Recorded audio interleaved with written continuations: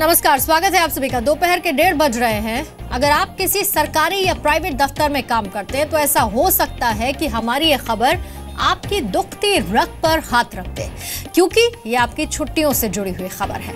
आपको जानकर ये बुरा लगेगा, हैरानी भी होगी कि भारत उन टॉप 5 देशों में शामिल है जहां के कर्मचारियों को छुट्टियों पर जाने का सबसे कम मौका मिलता है।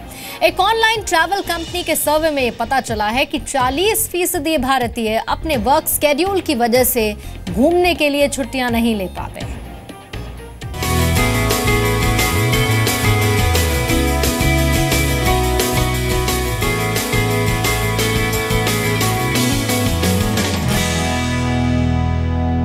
साल खत्म होने वाला है।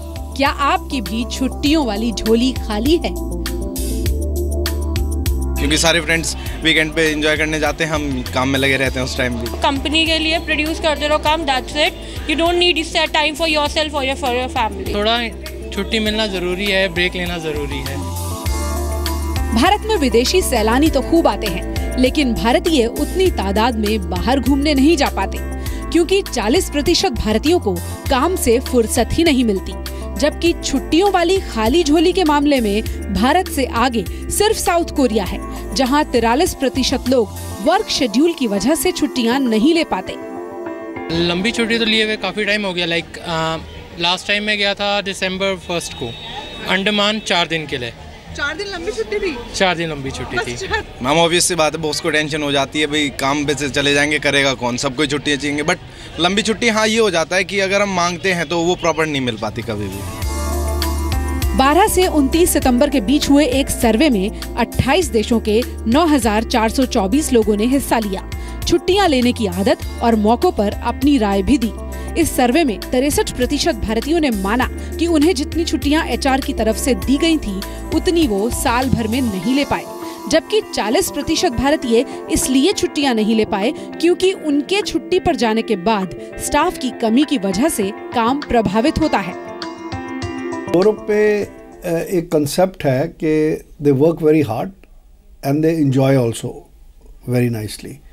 सो मंडे टू फ्राइडे बहुत मेहनत करते हैं, बट सैटरडे संडे उनको कोई डिस्टर्ब ना करे। They like to have their own vacations and enjoy life. So I mean that trend is there. India में वो ट्रेंड नहीं है, पर धीरे धीरे वो ट्रेंड आ रहा है। अभी फिलहाल वो ट्रेंड नहीं है। 2014 में भी जब ये सर्वे किया गया तो पता चला कि छुट्टियों पर घूमने जाने वाले 50% भारतीय जब लौट कर आते हैं तो काम पर ज्यादा ध्यान केंद्रित कर पाते हैं। 2014 में ऐसे ही एक सर्वे में 24% भारतीयों ने माना था कि अगर उन्हें किसी दूसरे ऑफिस में ज्यादा छुट्टियां मिलने की संभावना हो तो वो नौकरी बदलने के लिए भी तैयार हैं। जितनी सीरियसली वेकेशंस यूरोपियंस या अमेरिकन्स लेते हैं, हम नहीं लेते।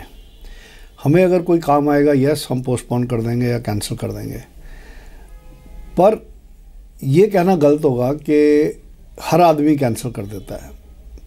अब कुछ जॉब्स ऐसे हैं जहाँ पर कि एक बड़ी रिस्पॉन्सिबिलिटी है, और अगर कोई ऐसी सिचुएशन आ जाती है कि उनको जॉब की वजह से कैंसिल करना पड़ता है तो करते हैं। लेकिन ज्यादातर भारतीयों का छुट्टियों वाला लक मजबूत नहीं है। इसके पीछे काम का प्रेशर और स्टाफ की कमी तो एक वजह है ही, दूसरी वजह है असुरक्षा की भावना।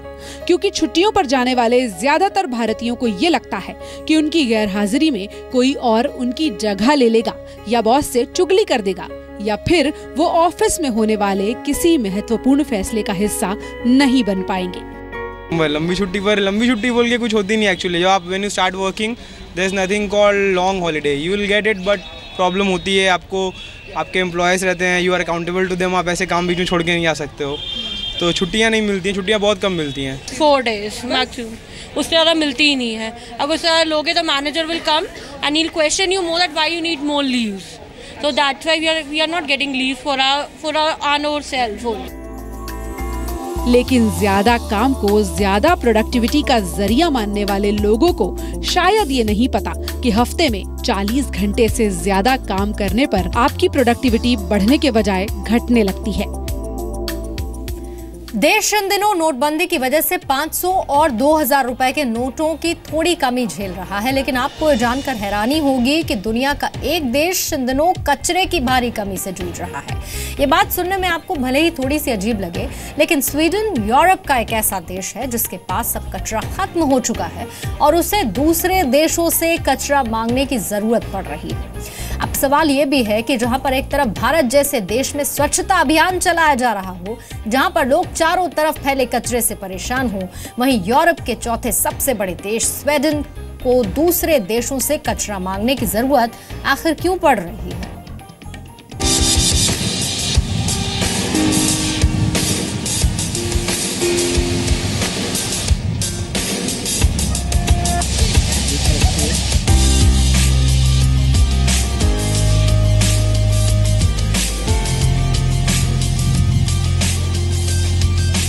स्वीडन एक खूबसूरत देश है।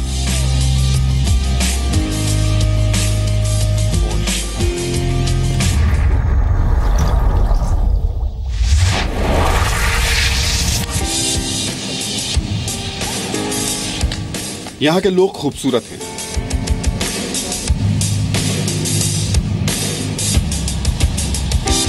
वो दुनिया के 10 सबसे साफ सुथरे देशों की श्रेणी में शामिल है।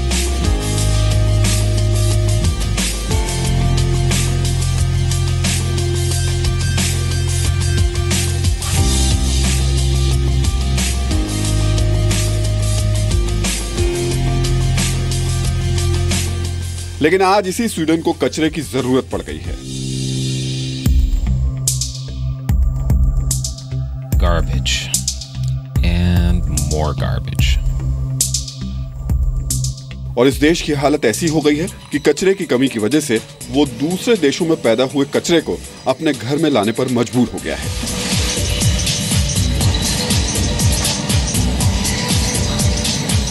एक तरह से कहें तो स्वीडन शायद दुनिया का इकलौता ऐसा देश होगा जहां कम कूड़े की वजह से वहां की सरकार को बाहर के देशों से कूड़ा खरीदना पड़ रहा है। What we have here is imported English household waste. Each one of these weighs about 700 kilos, which corresponds to 200-250 kilos of fuel oil in energy terms. So there's a lot of energy here. ये सुनने में थोड़ा अजीब जरूर लग सकता है, लेकिन ये सच है और इसकी वजह है कूड़े कचरे से पैदा होने वाली वो बिजली जो स्वीडन के 2.5 लाख घरों को रोशन करती है।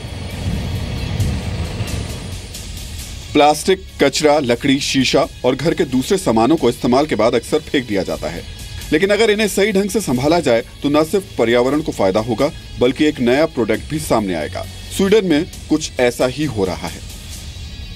Swedes produce a fair amount of waste, approximately 460 kilos per person and year, which amounts to 4.4 million tons every year. Less than 1% goes to landfill, and the rest is about 50-50 recycled and energy recovery.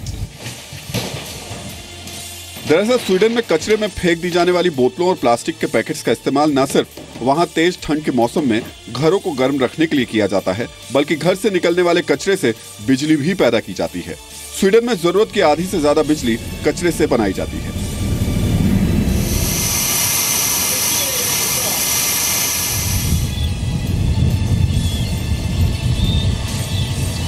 The waste that we use here comes from two main sources, the households and industrial waste. It is sorted, meaning that scrap metal, foodstuffs, glass, etc. has been sorted prior to incineration here. A good number to remember is that 3 tons of waste contains as much energy as 1 ton of fuel oil. So there's a lot of energy in waste. अब आपके मन में सवाल उठ रहा होगा कि कचरे से बिजली पैदा कैसे की जाती है। स्वीडन में कचरा प्रबंधन के लिए रिहायशी इलाकों के 300 मीटर के दायरे में ही रिसाइकलिंग स्टेशन मौजूद है और लोग जागरूक भी हैं। इसलिए वो पहले से ही अपने घरों में प्लास्टिक, लोहे का सामान, न्यूज़पेपर, रसोई का कचरा अलग अलग करके रखते हैं और इन्हें रिसाइकलिंग स्टेशन पर दे देते हैं। 50% कचरे का रिसाइकलिंग करने के बाद इन्हें दोबारा इस्तेमाल किया जाता है और बाकी के 50% कचरे को जलाकर ऊर्जा पैदा की जाती है।